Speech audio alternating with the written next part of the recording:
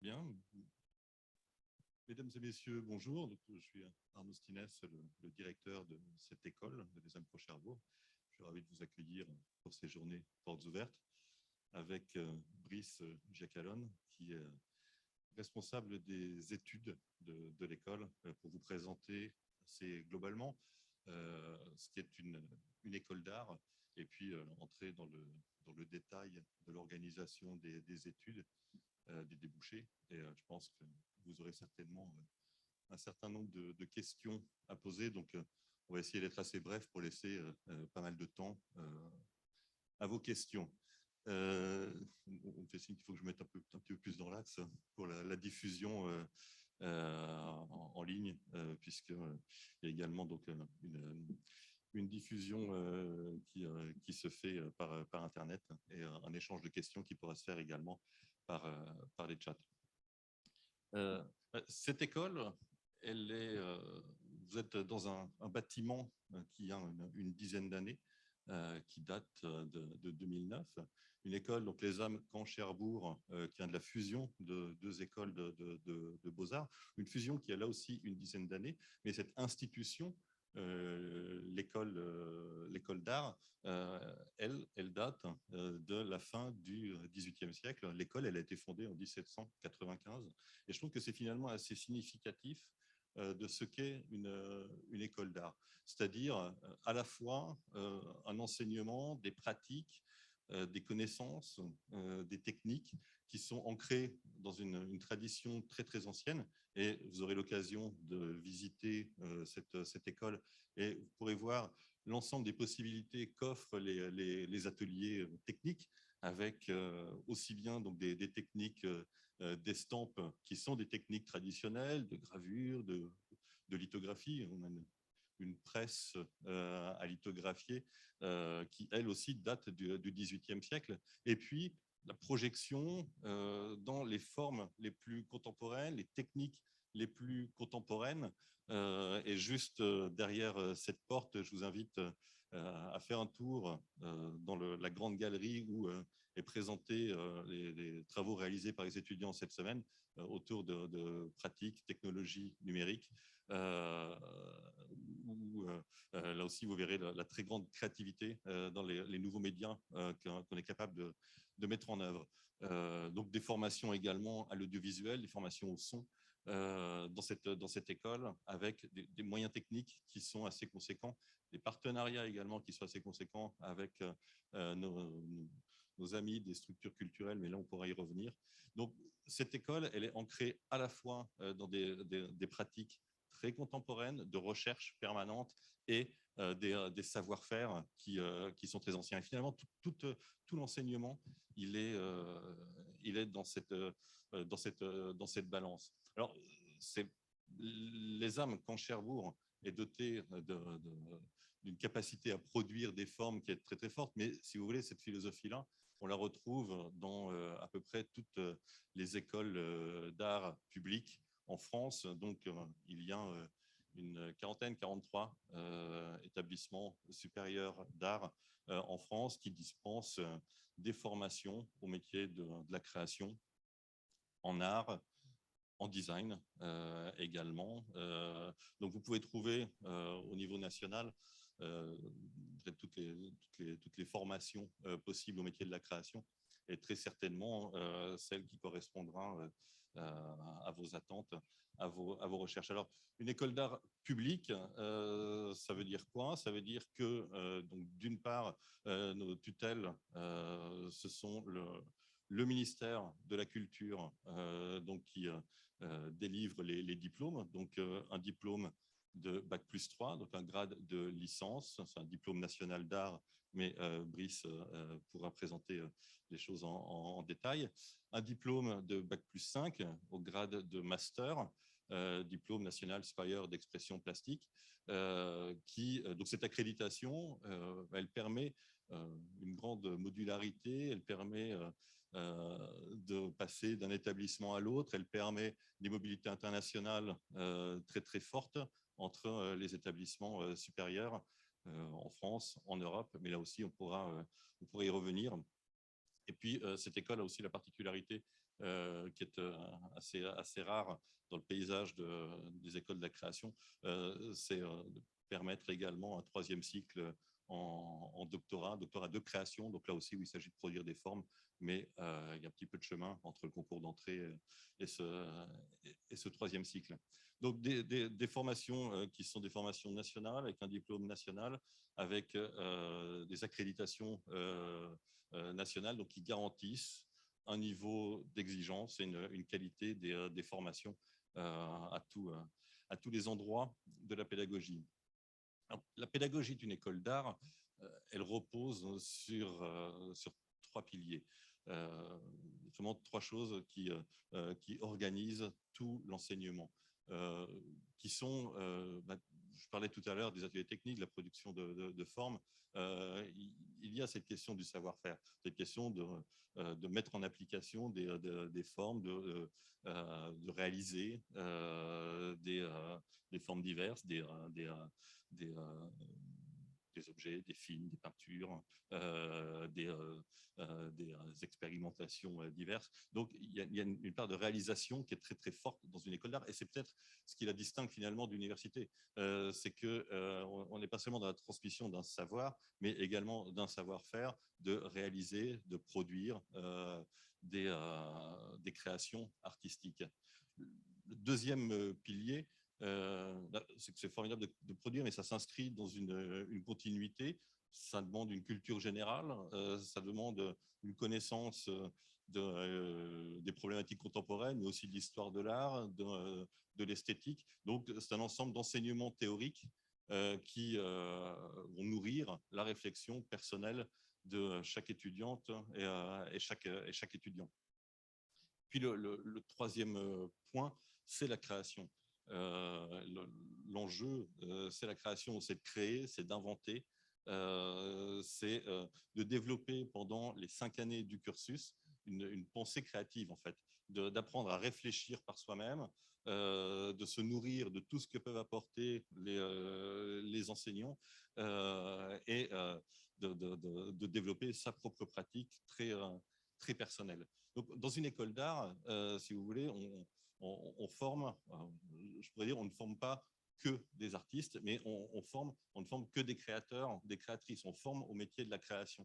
Et à partir du moment où vous avez cette plasticité de l'esprit, le champ des possibles qui s'ouvre à vous, il est absolument immense parce qu'on apprend à penser vraiment par soi-même et à penser les choses différemment. Donc l'échange avec les enseignants, il porte essentiellement là-dessus. Alors, au fil des cursus, et là aussi on va pouvoir le détailler, si vous voulez, à l'entrée dans l'école, les choses sont très, très accompagnées avec un certain nombre d'ateliers, de pratiques très encadrées. Et puis, au fur et à mesure, les choses tendent à devenir de plus en plus personnelles, avec beaucoup d'entretiens avec les enseignants de l'école. C'est une pédagogie qui repose beaucoup sur l'entretien, en fait, sur des entretiens individuels. C'est une pédagogie qui est très différenciée, qui va s'adapter à chacun et à chacune des étudiants. Et ça, c'est quand même un point qui fait vraiment la force des écoles d'art. C'est cette capacité à prendre en compte chacun et chacune tel qu'il est, tel qu'il vient, avec une très, très grande liberté, en s'adaptant finalement au projet individuel. Alors, une grande liberté, ça ne veut pas dire qu'on peut faire n'importe quoi. Une grande liberté, ça veut dire que tout est possible, mais qu'on doit avoir une très grande exigence dans ce qui est produit, une très grande exigence dans la réflexion qui est mise en œuvre, dans la qualité des productions artistiques, dans la relation qu'on peut avoir les uns avec les autres et avec les enseignants. Et c'est peut-être toute la difficulté finalement de l'école d'art, c'est-à-dire le fait d'être en mesure à la fois de s'impliquer dans ses études, et ça demande une implication qui est forte, puisque c'est une démarche personnelle que de créer. Et cette implication, elle va de pair avec une capacité à se mettre à distance de son propre travail, à recevoir un esprit, à recevoir des critiques, à développer son esprit critique, même si on est très engagé dans son travail. Et vraiment, toute la pédagogie, elle tend à développer cet esprit critique et à pouvoir faire le pas de côté qui permet permet non seulement de penser différemment, mais également de regarder sa propre production, son propre travail avec l'exigence d'un créateur. Voilà ce que je voulais vous dire pour j'avais campé le décor, introduire ce qu'est une école d'art. Ce que je vous invite à faire pendant cette journée, donc il y a plusieurs temps forts qui sont proposés. Vous allez trouver donc un peu partout dans l'école des rendus d'ateliers de pratique, de workshops, donc qui vont vous permettre de voir très concrètement ce qui est produit dans cette école. Et je le redis, la grande galerie est juste en face. Je vous invite à aller voir le rendu d'un atelier numérique, notamment d'aller voir les rendus des ateliers de peinture.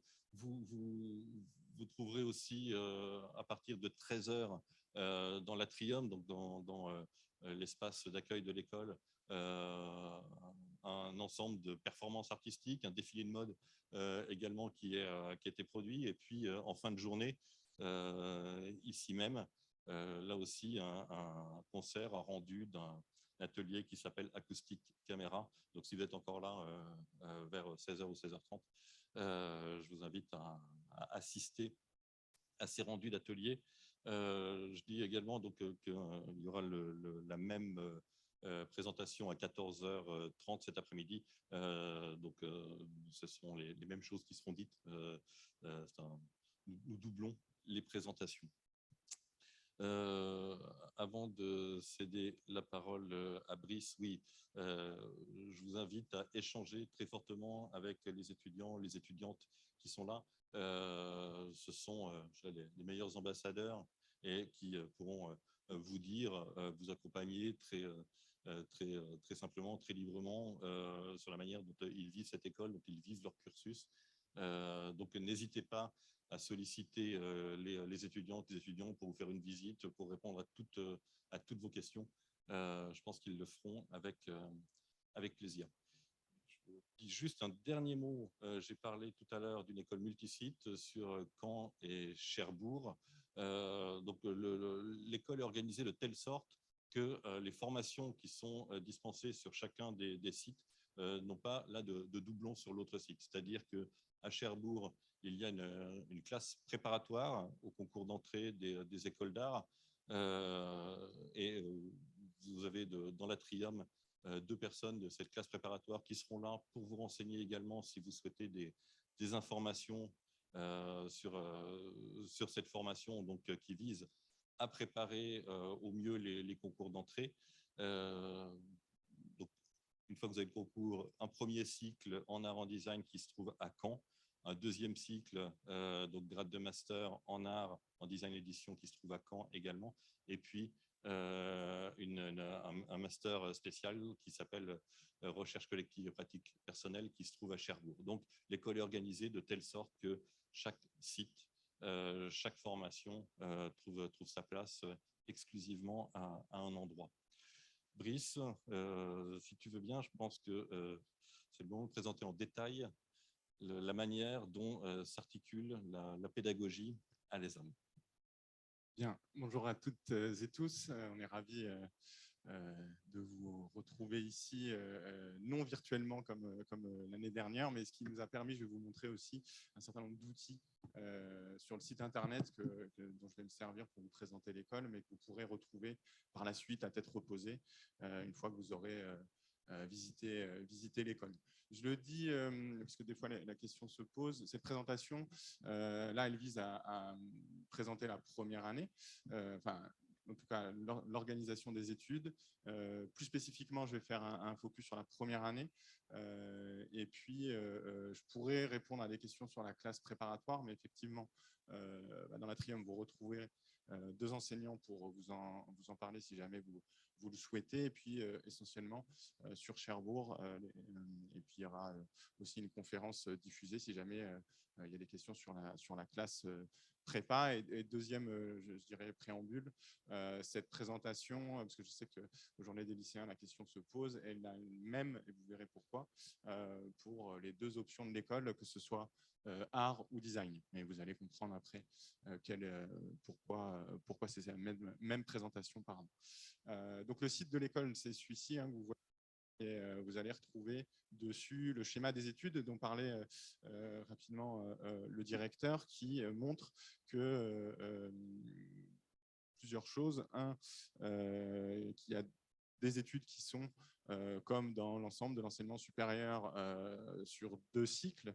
Un premier cycle de DNA, diplôme national d'art, en 3 ans. Et puis un second cycle de DNSEP, diplôme national supérieur d'expression plastique, qui est 2 années supplémentaires et qui équivaut au grade de master. Et une première année que vous retrouvez tout en bas de ce schéma, que je vais présenter tout à l'heure, que vous voyez, est commune à l'ensemble des options de l'école. Et c'est dans la philosophie de la pédagogie qui est développée dans l'école, je vous le dirai, puisque vous pouvez retrouver d'autres écoles d'art qui font le choix de spécialiser dès la première année. Nous, on fait le choix justement d'ouvrir les possibles et de permettre l'ensemble des expérimentations et des possibilités, des découvertes des options lors de la première année. 2 options dans l'école, l'option art, l'option design. Donc vous voyez en première année, après la première année, un choix qui s'opère entre les 2 options. Donc, pour le premier cycle, c'est art et design graphique.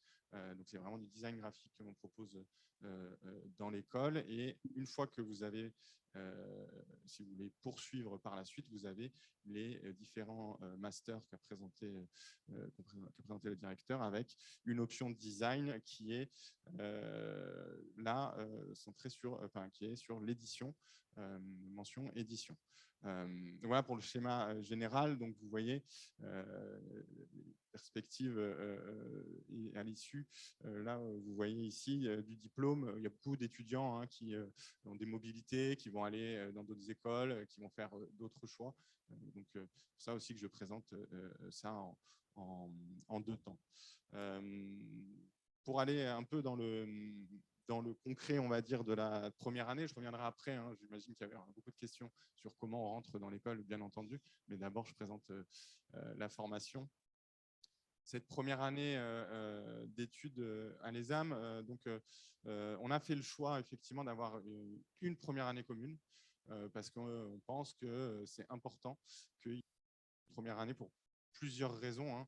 Un, parce que vous pouvez avoir, en entrant dans l'école, des idées de ce que vous aimeriez faire, mais c'est important que vous puissiez aussi découvrir l'ensemble des possibilités de l'école qui sont très grandes, l'ensemble de l'équipe, et pouvoir échanger et moduler votre orientation au fur et à mesure. C'est vraiment le cœur de la pédagogie et que je vais vous présenter. C'est des fondamentaux qui vont être communs, et puis au fur et à mesure de la formation, des choix opérés par les étudiants, les étudiantes, pour développer leur pratique, leur travail personnel, accompagné par évidemment l'ensemble de l'équipe pédagogique et des techniciens, mais comme un entonnoir où au fur et à mesure vous feriez des choix.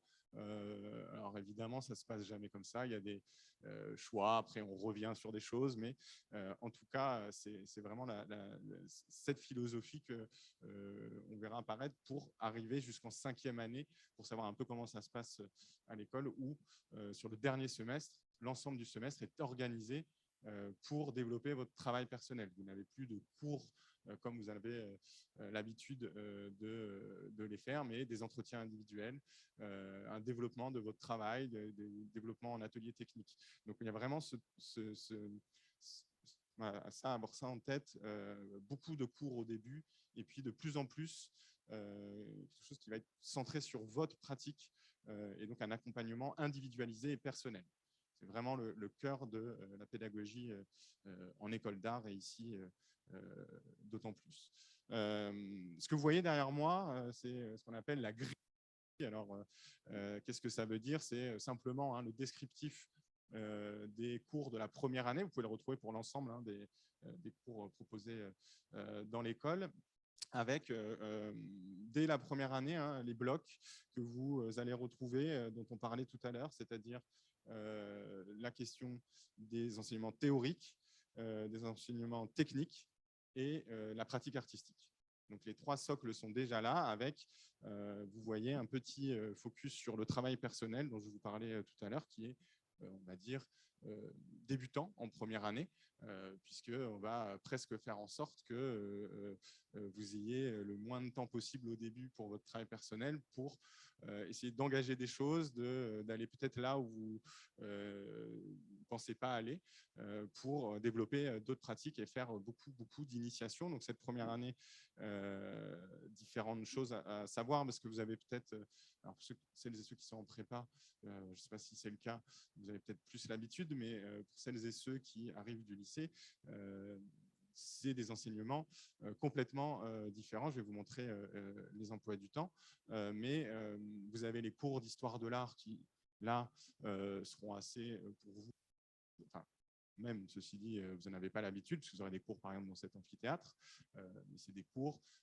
plus classiques. En tout cas, vous avez plus l'habitude d'y être confronté. Puis, vous avez des cours d'initiation technique que vous aurez dans les ateliers avec un technicien et un enseignant pour découvrir une technique. Donc, vous verrez lors de votre visite de l'école l'ensemble des possibilités de l'école. Et l'idée, c'est que vous puissiez vous essayer aux différentes techniques.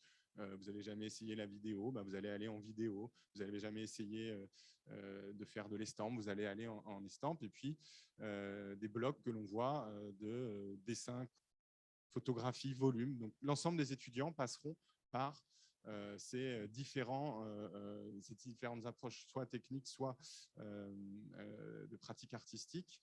Mais dès la première année, nous commençons à construire des parcours d'étudiants. C'est-à-dire que vous aurez 4 parcours qui vous seront proposés, qui seront équivalents, mais qui ne seront pas tout à fait les mêmes. Vous ferez toutes et tous du dessin, mais vous aurez des approches différentes avec différents enseignants et puis parfois au deuxième faire un choix pour faire par exemple de l'illustration pour celles et ceux qui voudront faire de l'illustration ou de la pratique libre avec une autre enseignante. En volume, vous aurez différentes approches. Vous pouvez faire du volume dans l'atelier en bas en plâtre et ou faire du volume à travers d'outils numériques pour maîtriser les outils du volume en numérique. Donc, à chaque fois, dans les 4 parcours, vous aurez des colorations différentes. Dans chaque parcours, vous retrouverez, on va dire, une approche de ce qui pourrait être l'option art et une approche de ce que pourrait être l'option design graphique avec des clés d'entrée différentes qui déjà vous donnent à vous une petite construction de votre parcours personnel. Donc ça, c'est vraiment important de le savoir. Et puis à la fin du semestre et puis à la fin de l'année, vous faites ce qu'on appelle des accrochages. Donc vous montrez votre travail que vous avez produit durant l'année au premier semestre, beaucoup de travail d'atelier. Puis au deuxième semestre, commence à apparaître une pratique personnelle et vous le montrez sur un mur, sur une table, dans un espace qu'on vous donne pour commencer à échanger avec l'équipe pédagogique sur votre travail et faire le bilan avec vous. Et à l'issue de la première année, faire le choix d'une des 2 options de l'école pour la deuxième année. Donc, c'est vraiment à l'issue de cette première année commune que vous aurez un choix à faire. Vous dire aussi, donc là, vous pouvez le retrouver. Et puis, ça, c'est la semaine un peu particulière des workshops, mais alors c'est pas très joli, c'est pas très lisible, mais vous voyez qu'il y a des choses tous les jours pour les premières années. Vous avez des cours quasi tous les jours et avec, par exemple, là, si on prend écriture, c'est pas un cours que vous avez de 9h à 11h, j'ai écriture, et puis 13h à 14h, j'ai un autre cours. Là, vous avez vraiment une journée entière, donc c'est vraiment vous lancer dans un travail, puis échanger avec l'enseignant, l'enseignante. C'est des journées organisées différemment. Donc, quand on parle de journée, c'est de 9h à 18h, et vous êtes là dans la pratique avec l'enseignant, l'enseignante qui vous accompagne. Donc, une organisation totalement différente pour vous. Voilà pour la première année. S'il y a des questions, j'y reviendrai. Vous dire aussi que l'école met un accent important sur les échanges internationaux. Donc ça, c'est vraiment important pour nous que vous puissiez avoir cette première approche d'une expérience internationale. Quand on est étudiant, étudiante, c'est aussi le moment où on peut aller faire cette expérience, découvrir une autre pédagogie et puis découvrir tout simplement une autre culture, un autre pays. C'est évidemment une chance et une richesse. Et l'école, dès l'année prochaine, organisera le départ systématique des quatrièmes années au deuxième semestre. Donc, l'école, c'est ce qu'elle porte. Il y a donc vous aurez ça.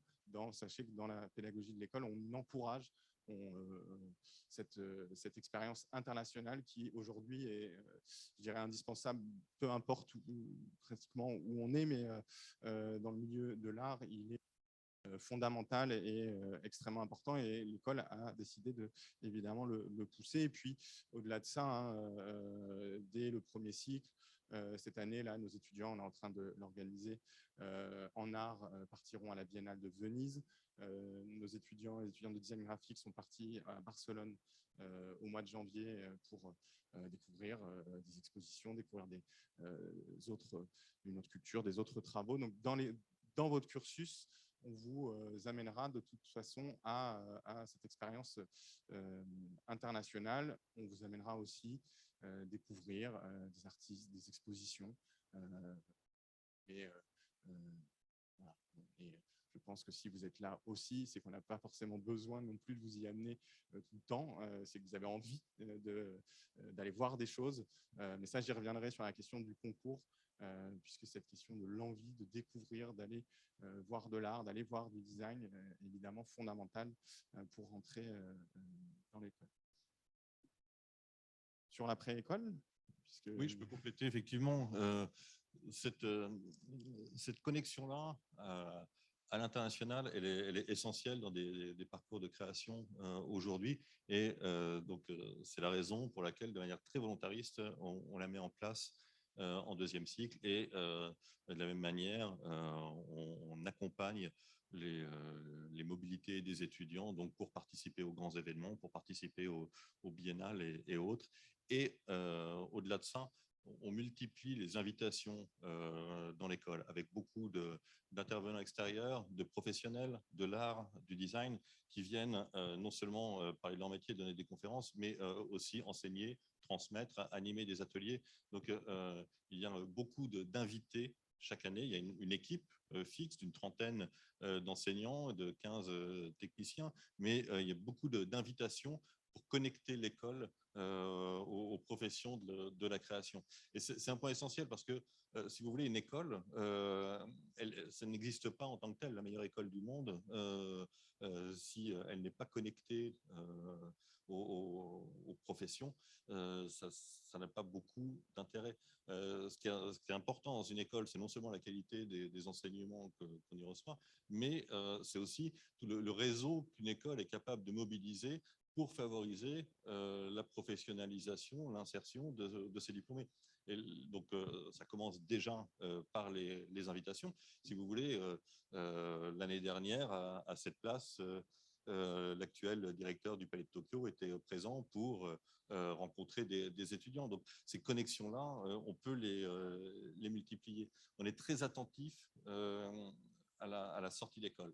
C'est-à-dire que l'ESAM considère que les étudiants qu'elle forme sont des étudiants qui ont toute leur place dans le marché de la création. Et donc, on accompagne ça très fortement à travers des programmes de professionnalisation qu'on appelle ESAM Starter, qui consistent en des résidences de longue durée dans des centres d'art en France, à l'étranger. Donc, on a un partenariat avec un centre d'art à Prague, par exemple.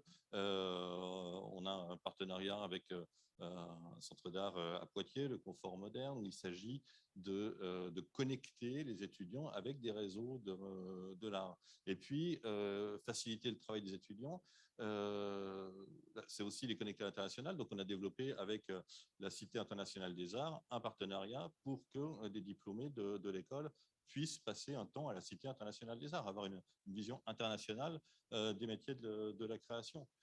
Pour créer, il faut de la place, il faut des ateliers. Donc, on met en place des ateliers pour nos diplômés.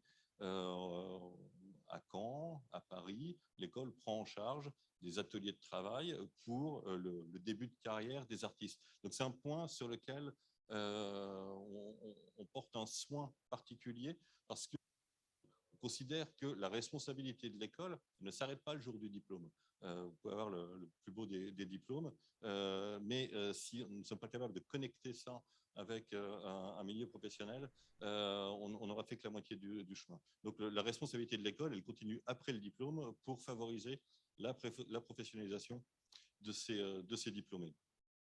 Alors, pour parler de l'après-école, entrer dans l'école, et donc la première étape, c'est le concours d'entrée, donc un concours d'entrée qui a évolué notamment du fait de la crise sanitaire, puisque quelques années, c'était une grand-messe où on recevait tous les étudiants qui arrivaient, tous les candidats, pardon, qui arrivaient avec leurs travaux sous le bras et avec un taux de stress qui était assez important. Aujourd'hui, on travaille différemment. Donc, Brice, je te propose de présenter les modalités du concours d'entrée où, je peux le dire tout de suite, le point essentiel pour entrer dans une école, c'est la curiosité.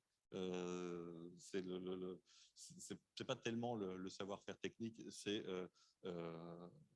curiosité, votre envie de créer et d'expérimenter des choses. Si j'ai un conseil, un seul à vous donner, c'est celui-ci. Soyez curieux, expérimentez des choses, essayez des choses. Ça sera le meilleur moyen de réussir un concours dans une école d'art, quelle qu'elle soit, celle-ci ou une autre. C'est vraiment cette capacité d'expérimentation qui est avant tout recherchée, valorisée dans les concours d'entrée, dans les différentes épreuves que tu vas présenter.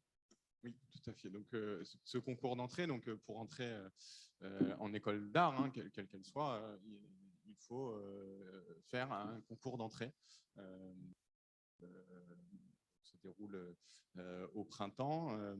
Concours d'entrée pour l'entrée en première année. Si voilà, il y a des questions sur les autres modalités d'entrée pour les autres années, puisque c'est possible quand on rentre en deuxième année, en troisième année, qu'on a déjà un parcours.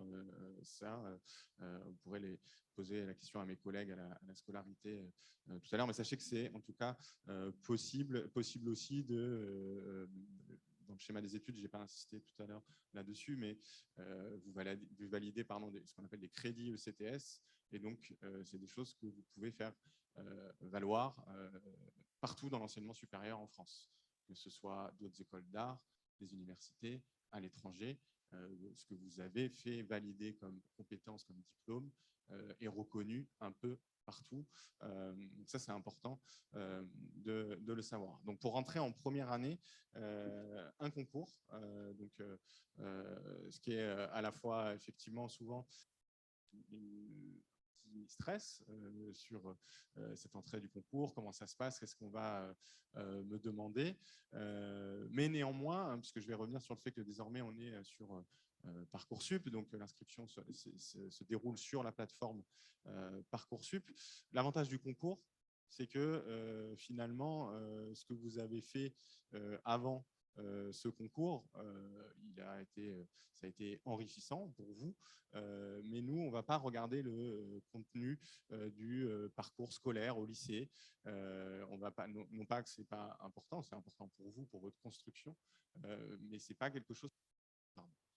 Le principe du concours, c'est que vous arrivez toutes et tous devant nous à égalité et que on va essayer de faire un échange pour voir si vous pouvez rentrer d'ores et déjà en première année.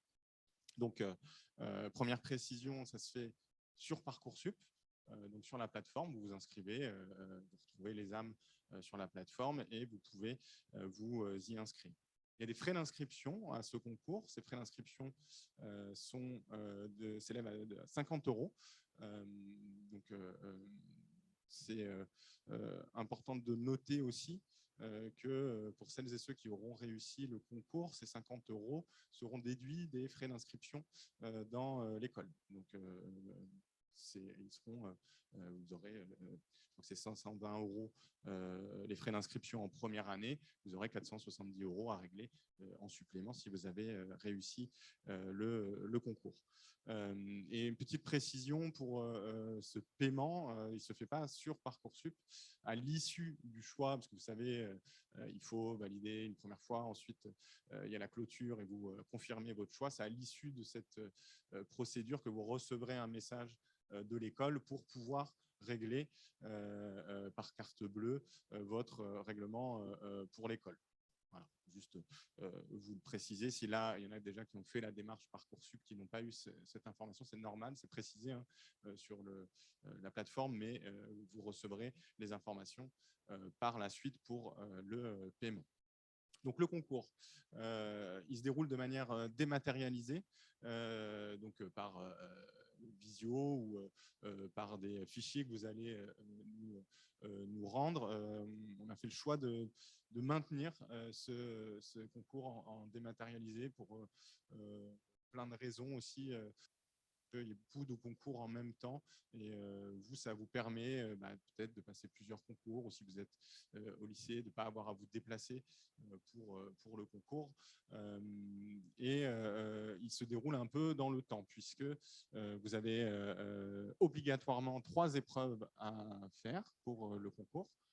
Donc ça, peu importe l'école pour laquelle vous postulez, vous aurez ces 3 épreuves. Une épreuve écrite, d'expression écrite, une épreuve plastique et puis un entretien avec un jury d'enseignants, d'enseignantes qui, on va dire tout de suite, est le cœur de ce concours puisque finalement vous y retrouvez un peu la forme de la pédagogie de l'école, l'écrit, la pratique plastique et puis l'entretien pour voir votre singularité et sur lequel on va mettre l'accent et sur lequel il y aura le plus gros coefficient pour ces différentes épreuves. Dès le 8 avril, c'est-à-dire à la fermeture des choix sur Parcoursup, nous mettrons en ligne, et puis on vous enverra aussi les sujets, des épreuves plastiques et des épreuves écrites que vous aurez à faire et à rendre pour l'épreuve écrite le 25 avril sur une plateforme dédiée, et puis l'épreuve plastique à montrer au jury lors des entretiens les 28 et 29 avril. Donc, vous les montrerez par Zoom, par l'outil. On vous précisera un peu techniquement comment faire, mais rien de compliqué là-dedans.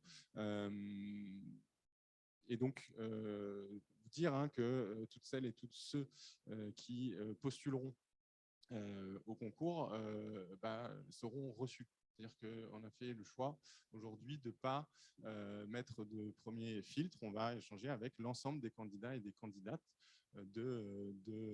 qui postuleront à l'école. Et lors de ce jury, on essaiera de cet entretien de voir dans un premier temps votre épreuve plastique. Et c'est là où, en général, il y a des inquiétudes qui montent dans la salle.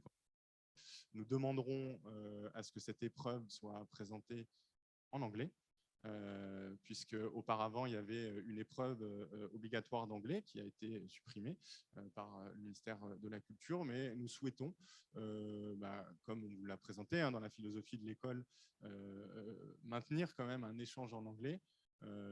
Donc présenter votre épreuve plastique en anglais, avoir 1 ou 2 questions, et puis ensuite l'échange se fera en français.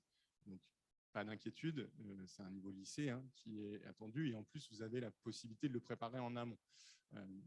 Mais on met l'accent sur l'anglais puisque par cohérence avec évidemment ce que souhaite l'école de la question de l'international et il est important de pouvoir échanger là-dessus, mais ce n'est pas non plus le critère principal. Et ensuite, vous présentez vos travaux personnels.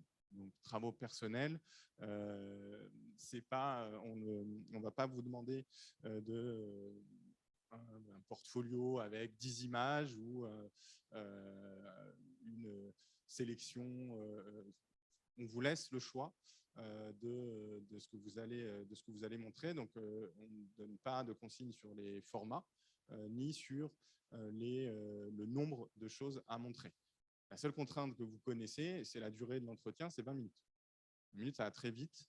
Et la deuxième contrainte, c'est effectivement, comme c'est sur numérique, de pouvoir que ça puisse se montrer simplement. Par exemple, sur une vidéo de 5 minutes, c'est compliqué parce que vous pouvez montrer un extrait ou vous voyez le lien, mais ça va un peu interrompre l'entretien si vous montrez une vidéo trop longue ou un saut trop long. Mais sinon, les contraintes, elles sont, on va dire, celles-ci, mais pas de contraintes autres. Donc, ce qui veut dire aussi que vous pouvez et vous devez montrer le maximum de choses, peu importe les médiums, peu importe l'origine de ce que vous avez fait. On peut montrer évidemment des choses que l'on a faites en prépa ou au lycée, bien entendu, mais l'échange va porter vraiment sur votre pratique. Donc, ça veut dire que ce que vous faites aussi personnel, quand vous êtes seul, quand vous faites des recherches ou des choses qui font en dehors des cours, ou si vous n'avez pas du tout de cours au lycée ou en prépa, ce que vous faites dans votre pratique personnelle, c'est ça qu'on va vouloir aussi voir. Donc, ne vous censurez pas sur ce que vous allez montrer le maximum de choses, et on va mettre l'accent sur la singularité et la curiosité. Ce que disait le directeur tout à l'heure, vous allez avoir des questions sur qu'est-ce que vous regardez, qu'est-ce que vous aimez, qu'est-ce que vous avez envie de faire. Soyez pas perturbés par ça, puisque c'est ça qu'on va essayer de regarder, ce que vous allez voir, la curiosité que vous avez déjà, votre œil, ce que vous lisez, est-ce que vous allez au cinéma, qu'est-ce que vous allez regarder, et quand vous regardez, qu'est-ce que vous regardez. C'est cet échange. C'est un échange, c'est forcément un concours, c'est une pression pour vous, on ne va pas se le cacher parce que vous avez un petit stress, mais prenez-le aussi comme un échange. Le but, c'est qu'on puisse, en 20 minutes, c'est très court, quand même apprendre à savoir un peu qui vous êtes et comment on pourrait vous accompagner dans l'école pour votre création, ce que vous avez envie de faire. Donc, le concours tourne vraiment là-dessus. Donc, votre motivation et votre envie et votre curiosité va beaucoup compter pour le concours. On est incroyablement dans les temps. Un quart d'heure environ pour des questions, si vous en avez. On est à votre disposition. Alors, je vous en prie. Je reformulerai la question, là aussi, pour la diffusion en ligne. On va aller dans l'ordre. Allez-y, monsieur, et puis ensuite...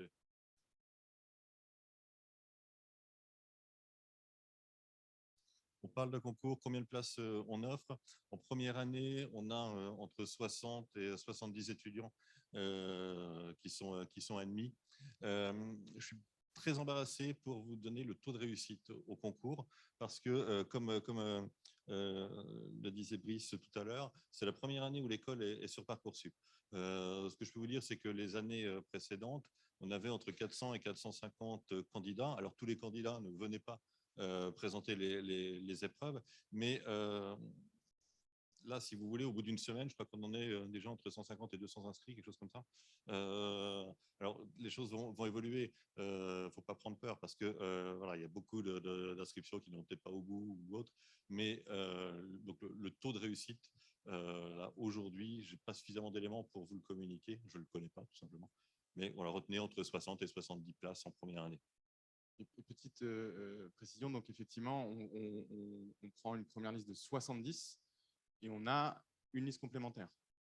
Donc, si vous n'êtes pas reçu dans les 70, vous pouvez par ailleurs être appelé par la suite, et tous les ans on le fait bien sûr, puisque tout le monde, dans les 70, tout le monde ne fait pas au final le choix de l'école, puisque les personnes passent plusieurs concours. Donc, vous pouvez être appelé par la suite. Et après, comme c'est la première année où on est sur Parcoursup. Je ne sais pas exactement comment ça s'affichera, mais Parcoursup vous donnera certainement l'information, enfin vous donnera, c'est sûr, l'information que vous êtes sur liste complémentaire si c'est le cas. Monsieur et madame.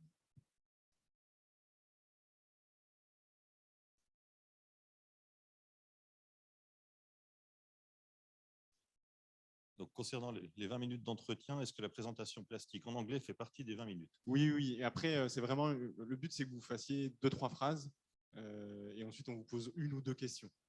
Donc, ça prend 2-3 minutes maximum. Mais oui, ça en fait partie.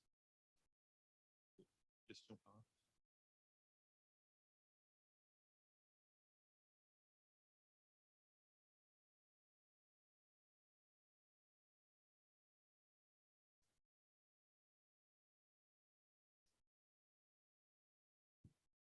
Alors, le lien avec Parcoursup, pour s'inscrire sur Parcoursup et le concours, quelle est l'articulation? Comment fonctionne le recrutement via Parcoursup par un concours d'entrée? C'est un des choix de Parcoursup, c'est-à-dire que vous faites un choix, vous avez plusieurs choix à faire sur Parcoursup.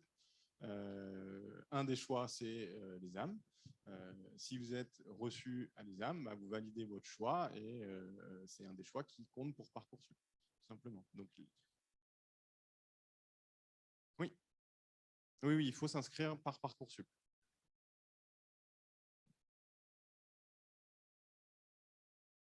Alors, reformule. Ouais. La question, c'est de savoir si le choix n'est pas accepté par Parcoursup.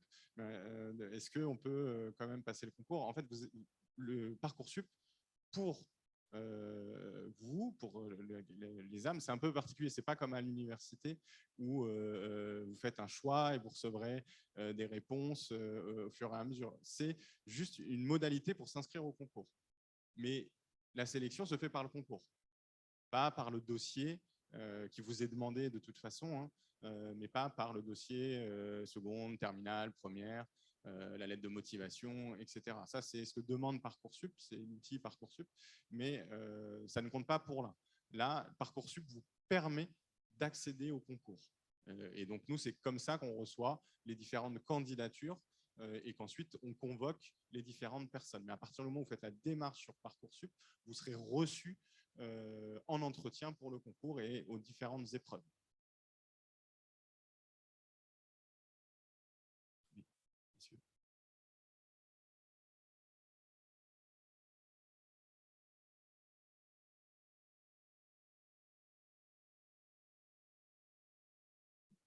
Quel que soit le rang dans l'inscription sur Parcoursup, si on réussit le concours, est-ce qu'on est inscrit? C'est une très bonne question. Oui, bien sûr. Alors, je ne vois pas, moi, en fait, on n'a pas la même visibilité sur Parcoursup. Moi, je vois les candidatures, mais a priori, peu importe le rang où vous avez mis l'école, vous vous inscrirez sur Parcoursup. Par contre, vous aurez une confirmation à faire le 27, à partir du 27 mars, pour confirmer définitivement vos vœux. Il y a une période qui s'ouvre entre le 27 mars et le 8 avril pour confirmer les vœux. Et dernière étape, ce que je disais tout à l'heure, le paiement des frais d'inscription.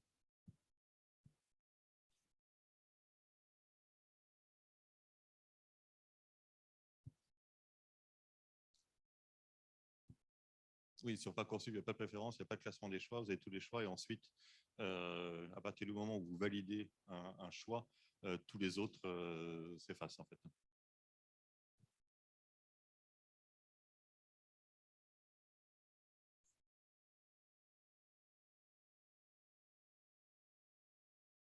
Un exemple d'épreuve plastique et d'épreuve écrite, oui, et sur le site internet, vous avez des annales qui vont vous permettre de regarder les commentaires du jury. Alors, je ne les ai plus en tête. Il y a 2 ans, le sujet de la tête, ça a commencé comme ça. Oui, c'était ça. Amour des lycées org, ça c'était l'année dernière. On a eu un sujet en septembre où c'était un emoji, je crois. Oui. Donc, en fait, vous voyez là sur la rubrique études du site et admission en première année, vous allez retrouver les anciens sujets des précédentes années. Et puis, alors peut-être pas là sur les dernières années, mais sur par exemple en 2018, on a eu plus de difficultés là, ces dernières années. Un rapport de jury aussi, qui vous donne des indications sur les remarques des jurys, ce qu'ils ont pu dire sur les différents candidats, les pratiques qu'ils voyaient, les difficultés ou plutôt les réussites, depuis quelques chiffres.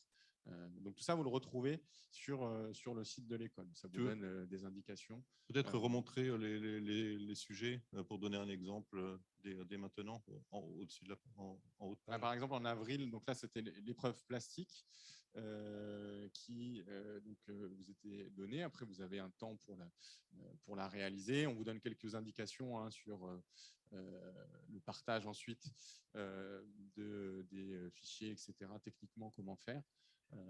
Et puis pour l'épreuve, il n'y a plus d'épreuve de langue vivante, mais l'épreuve de culture générale, pour vous donner un peu l'idée. On donnait beaucoup de commentaires d'œuvres quand c'était directement dans l'école. Là, on fait plus de sujets de réflexion, puisque effectivement, vous avez accès à tous les outils. Donc l'idée est plutôt de faire appel à votre esprit critique et de réflexion qu'à des connaissances particulières.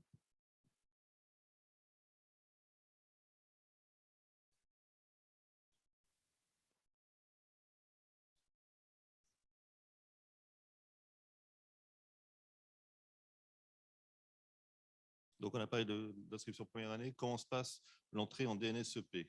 Comment se passent les équivalences entre les écoles? Comment se passent les entrées en cours de cursus? Donc, on peut rentrer dans l'école en deuxième, troisième, quatrième, voire cinquième année, même si c'est plus rare, sur commission, donc pas la première année c'est le concours, sur commission d'équivalence, donc vous postulez et vous serez reçu en entretien, tout simplement, où vous montrerez vos travaux. En design graphique, dans les deux options de design, on fait une présélection. À travers le portfolio que vous enverrez.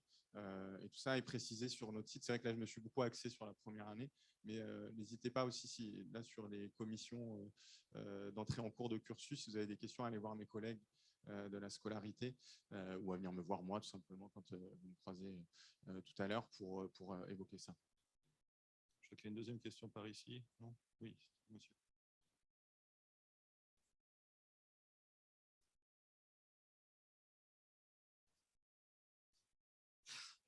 Écoutez, reposez-moi. Alors, en quoi on se différencie des autres écoles d'art? Pourquoi est-ce que vous viendriez chez nous? Je crois que la réponse vous appartient avant de m'appartenir.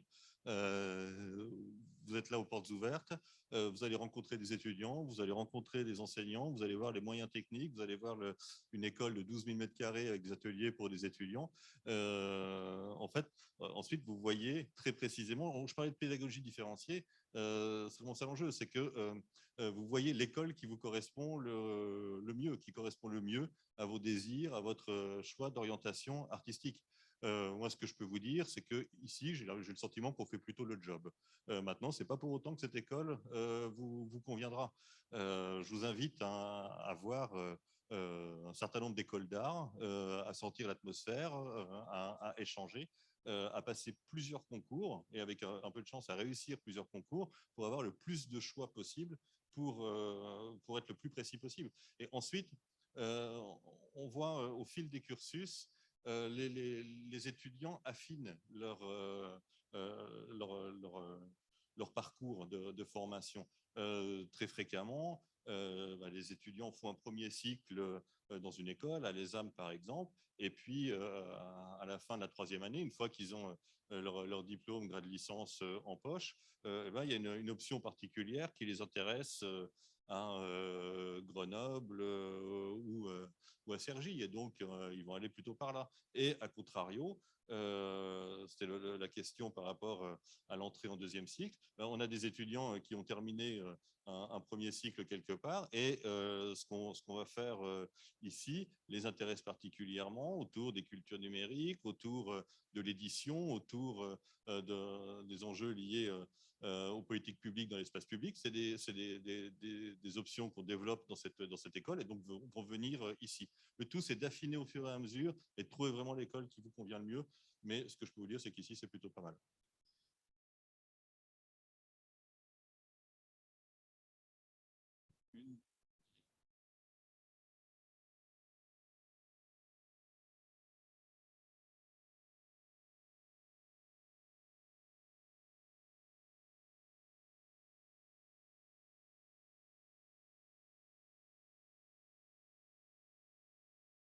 Donc, est-ce qu'il y a d'autres enseignements que l'anglais dans l'école? Je connais la réponse, mais je te laisse répondre. Non, c'est que l'anglais qu'on propose à l'école. Quant à votre question sur... il y a la possibilité, on l'organise en deuxième cycle. Aujourd'hui, des fois, il y a des demandes qu'on accompagne en premier cycle. On va voir si ça continue ou pas l'année prochaine. En général, c'est plutôt un semestre, le programme Erasmus, mais parfois, certains étudiants et étudiantes partent un an. Alors, oui, on parle d'échanges internationaux, hein. Donc, il y a le programme Erasmus, mais il y a des possibilités de partir, des étudiants et des étudiantes qui partent au Canada, il y a des étudiants qui partent.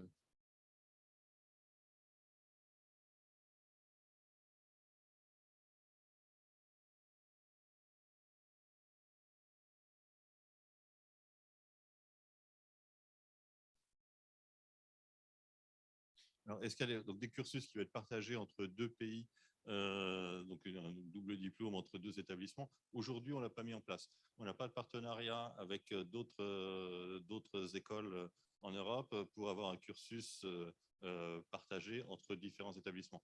Les seules dispositions de mobilité internationale, elles passent par Erasmus. Donc, que ce soit dans des établissements d'enseignement supérieur, et on a un réseau aujourd'hui entre 35 et 40 établissements en Europe, et on est en train de le densifier parce que c'est une priorité de l'école, en fait, hein, on l'a signifié tout à l'heure. Mais il y a aussi la possibilité de stage, de semestre de stage à l'étranger dans le cadre d'Erasmus. C'est-à-dire qu'Erasmus, ce n'est pas seulement des mobilités vers l'enseignement supérieur, c'est aussi des stages dans des studios, dans des galeries, dans des centres d'art, dans des entreprises créatives qui sont crédités comme est crédité une année, un semestre d'études dans l'école. Et donc, voilà, précisément, non, il n'y a pas de partenariat pour faire une année dans une fac et puis une année ici. Vous pouvez candidater pour entrer dans l'école en deuxième année, en troisième année, après un premier cursus. Mais ça, c'est ce dont on parlait tout à l'heure par rapport aux commissions d'admission. Il y a une question là-haut.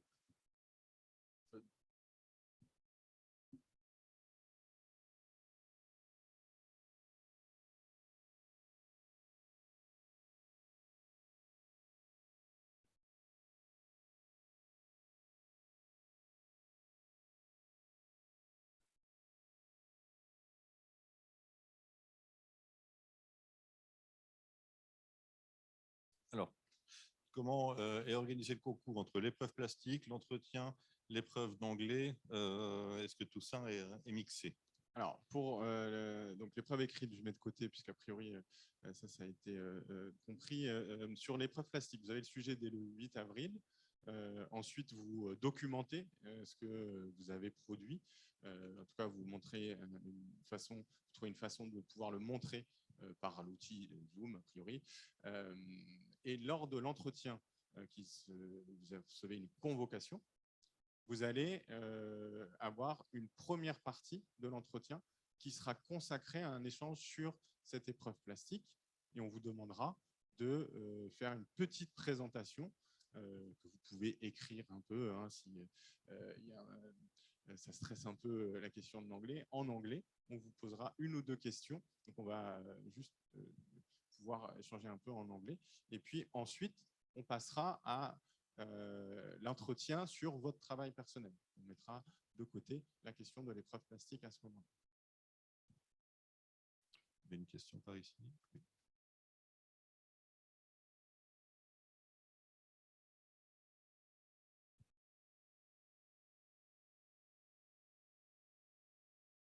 Alors, qu'est-ce que vous voulez dire? Oui, alors pour la présentation de l'épreuve plastique, comment est présentée l'œuvre? Est-ce que ça doit être un fichier numérique ou est-ce que ça peut être en présentant à côté dans la vidéo, si je comprends bien, dans le Zoom, présenter les travaux en les passant à l'écran, c'est ça? Est-ce qu'il y a un cahier des charges très serré par rapport à la présentation de l'épreuve? C'est ça votre question? Comme je disais tout à l'heure, il n'y a pas de cahier des charges. Il faut juste, moi, les conseils que je vous donne, hein, c'est que ce soit très simple très simple à présenter et simple pour vous aussi, parce que vous serez concentré sur l'entretien. Donc, qu'il n'y ait pas de 50 manipulations à faire pour vous, parce que ça va vous stresser. Après, non, il n'y a pas de consigne là-dessus, mais il faut que ce soit visible, je dirais, et qu'on puisse bien l'appréhender. Mais vous pouvez, par exemple, montrer, je sais pas, une sculpture ou une peinture, nous montrer l'image de manière numérique et puis la montrer à côté aussi pour qu'on se rende compte des dimensions ou que ça, essayer de le documenter sur le numérique, essayer de vraiment documenter une peinture, oui, ok, mais quelle taille, enfin, essayer de nous donner aussi ces clés de lecture. Mais il n'y a pas de règle, puisque tout simplement, vous aurez peut-être fait le choix d'une performance ou de lire quelque chose, ou que ce soit un poème, ou donc, on ne peut pas vraiment dire qu'on demande, c'est pour ça on vous laisse une liberté totale. La liberté totale, bah, ça, effectivement, on se demande un peu comment l'appréhender. Donc, trouver juste le moyen le plus simple de le présenter, en sachant que vous avez 15 minutes et qu'on va, enfin, 20 minutes, mais j'essaie d'enlever un peu le temps de démarrage et puis donc ça va vite. Et on va aussi vous poser des questions qui sont sur votre parcours, vos envies, pourquoi vous candidatez ici, qu'est-ce que vous lisez, qu'est-ce que vous regardez, enfin voilà, des questions qu'on pose quasi systématiquement. Une dernière question? Deux dernières questions.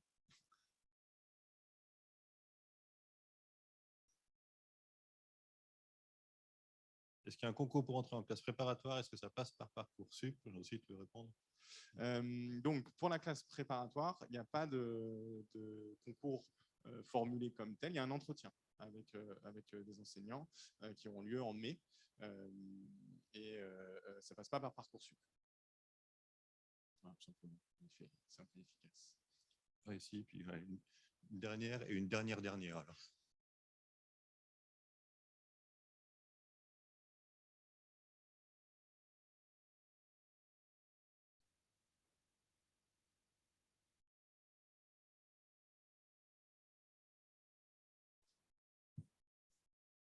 Donc, quel enseignement de spécialité il faut prendre au lycée? Est-ce qu'on a des conseils à donner? As-tu des conseils à donner? Que vous ayez une pratique accompagnée, c'est toujours mieux, mais nous, on va pas faire le filtre. C'est-à-dire que peu importe votre baccalauréat, on ne va pas regarder si vous venez d'une option art plastique. Moi, le conseil que je donnerais aux lycéens et aux lycéennes, c'est de venir, voilà, par exemple, venir voir un peu ce que c'est que l'école et de toute façon de passer le concours. Parce que le concours, c'est un premier échange pédagogique et nous avons des lycéens et des lycéennes, non, ils sont étudiants maintenant, dans l'école. Donc, la classe préparatoire n'est pas une obligation. Donc, le concours est aussi un moment où vous vous rendez compte, ça se trouve, vous vous dites, bah, c'est pas ça que je voulais faire, ou c'est pas cette école que je voudrais choisir. C'est un moment important. Et vous pouvez tout à fait faire le concours, puis vous inscrire pour rentrer en classe préparatoire, puisque, en tout cas pour les âmes, hein, pour les autres, il y a d'autres classes préparatoires, je ne connais pas leur date, mais nous, elles concordent forcément. Si vous échouez au concours, vous pourrez vous rattraper avec la classe préparatoire. Donc, c'est mieux d'avoir une pratique, c'est mieux effectivement je pense que ça vous aide, je vais pas, mais ce n'est pas une obligation et tous les ans, nous avons des parcours autres avec des personnes qui n'ont pas pris l'option art plastique au lycée, qui viennent d'autres parcours, qui sont en réinsertion d'études. Donc, il n'y a pas de règle. Mais on ne va pas se mentir, c'est mieux quand même d'avoir cette pratique, parce que ça fait une pratique régulière. C'est bien d'avoir cette pratique, mais il faut la dépasser. Si vous voulez que vous passiez le concours d'entrée, vous ne repassez pas le bac dans les classes d'art plastique. Vous avez une culture générale qui est en place, des exercices plastiques qui sont en place, mais qui ont une finalité qui est le baccalauréat. Là, pour redire les choses, ce qui est important, c'est de s'emparer de sa propre commande, en fait. Ce qui est important, c'est d'expérimenter des choses personnelles. C'est davantage peut-être le carnet de croquis personnel, de dessin, d'observation qui intéressera les membres du jury que la qualité de l'épreuve de rendu au bac qui serait évacuée en 2 secondes, en fait. C'est pas le même objectif. Donc, très bien pour faire une option au lycée, on ne peut que l'encourager, mais ce n'est pas parce que vous avez 20 au bac que vous aurez le concours d'entrée. Ce ne sont pas tout à fait les mêmes compétences qui vont être évaluées. Et donc, madame.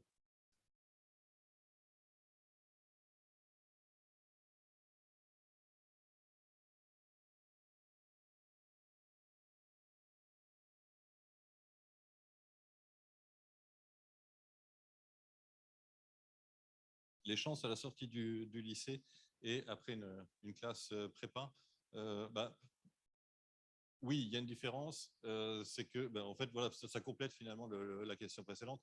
C'est que les options arts plastiques au lycée préparent au baccalauréat, une classe prépa prépare à les concours d'entrée. Donc, forcément, quand un jeune, entre le mois de septembre et le mois de mars, passe une trentaine d'heures par semaine à préparer un concours d'entrée, il aura un tout petit peu plus de chances qu'un jeune qui a une option d'art plastique de 2 heures. Pour autant, on veille à ce. Alors, l'école, elle compte une classe prépa. Elle compte une classe prépa, d'une part, avec une connexion avec les lycées. Donc, c'est-à-dire qu'on a un partenariat avec un certain nombre de lycées de la région pour favoriser l'inscription dans les classes prépa de lycéens et notamment dans des zones éloignées des grands centres urbains pour montrer que c'est possible de faire des études artistiques, quel que soit le lycée dans lequel on se situe. Donc, on est très vigilant à ça.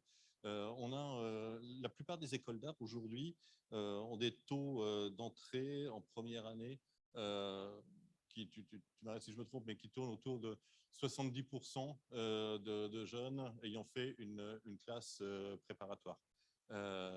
Donc, c'est 70%, c'est beaucoup, c'est pas 100%. Et on veille, on est attentif à ça, si vous voulez. On est attentif, je le disais en introduction, hein, c'est pas tellement un savoir-faire technique qu'on va chercher, c'est pas ça, c'est les personnalités en fait.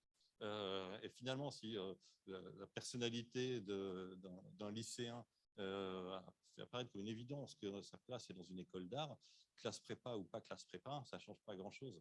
Donc, je ne peux que vous inciter à tenter votre chance au concours d'entrée. Il y a de la place. Merci à vous. Je vous souhaite une très bonne journée, de très bonnes visites. Et n'hésitez pas à solliciter les équipes de l'école, les étudiants. Et puis peut-être rendez-vous à 13h pour les présentations dans l'Atrium de rendu d'atelier. L'école vous est ouverte. Merci.